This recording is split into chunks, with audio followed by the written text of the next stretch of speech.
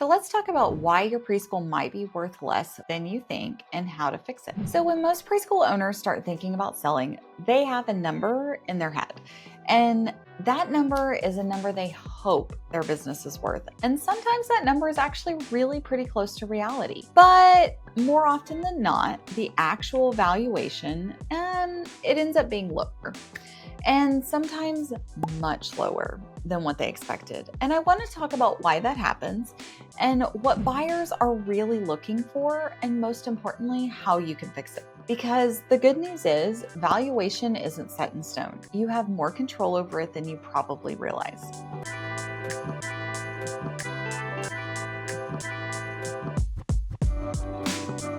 Now, one of the hardest conversations that I have with preschool owners is explaining why their business isn't worth what they think it is.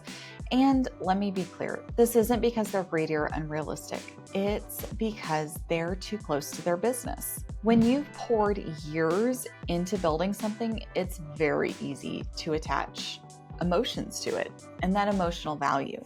You see the late nights and the sacrifices and the impact you've made on families and staff. And I'm not undermining that, but buyers, they don't see any of that. They see cash flow, risk, and return on investment. And that's the lens they're going to use to decide what they're willing to pay. So here's the hard truth. Emotional value and market value are not the same thing. Owners often base their asking price on things like what they need to retire, how hard they've worked, or what they've heard other schools sold for. But buyers, they are focused on the numbers, systems, and the risk. They care about how much the business earns, how stable that income is, and how risky it is to take over. If those two perspectives don't align, emotional value versus market value, the result is going to be disappointment. So let's get specific. What actually causes schools to be worth less than their owners expect? So here are 7 common culprits I see over and over again. All right, let's get ready.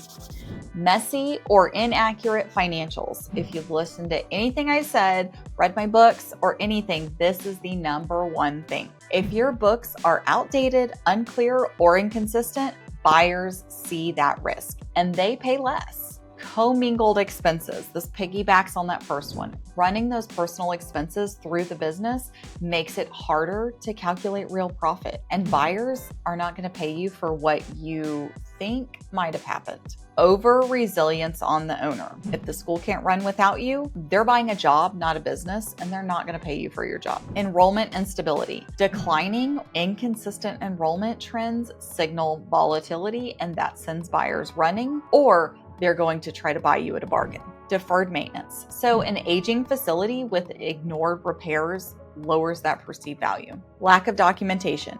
If you don't have your policies written, your procedures written down, or systems in place, it means a tougher transition. And again, that increases the risk. So if you have lower profit margins, even strong revenue means little if the expenses eat away at the bottom line. If your revenue is $5 million, but your expenses were $5.2 million, no one cares about the $5 million revenue. They care that you're actually $200,000 a year in the hole. So let's talk about what buyers do pay a premium for. Clean and accurate financials that they can trust. Stable or growing revenue trends over several years. Systems and leadership in place so the business can operate without the owner. Do you have an independent director? Do your staff know how to run the building when you're not there? Documented policies, curriculum, and procedures. A well-maintained facility with no major capital expenses coming or looming. Predictable profitability with room for growth. In other words, buyers don't pay for potential, they pay for performance. And that's proven performance with low risk. Now, the best part, almost all of these issues can be fixed. And the sooner you start, the more value you can add. So step 1 is cleaning up your financials. Separate those personal and business expenses and make sure every expense and revenue line is categorized correctly. Work with a CPA who understands childcare businesses. Make sure you document your add backs, those one-time or those owner-specific expenses that should be added back for profit. Clear, verifiable financials immediately make your business more attractive, and often they will boost that valuation.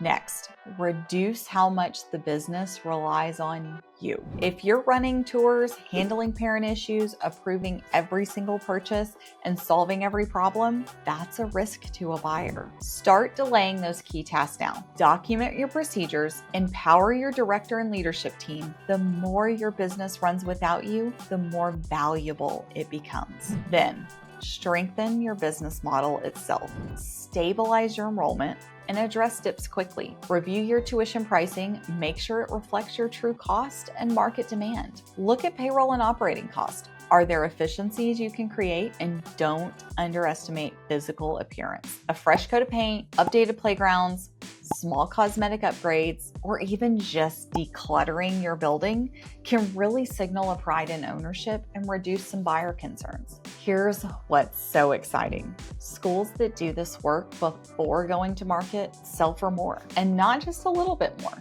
We can see prepared schools sell for 20 to 30% higher than those that don't. And they're also going to attract buyers and more buyers. We're going to spend less time on the market, and we're going to have smoother negotiations. In short, they're the schools buyers compete for, not the ones they discount. The bottom line is this: your school's value isn't fixed. You can absolutely increase it, but it takes intention, planning, and time. To help you get started, I've created a free valuation prep checklist. It walks you through step by step what buyers are looking for and how to strengthen your business long before you're ready to sell. Check out the free resource library, and when you're ready, let's talk about how to position your school for maximum value.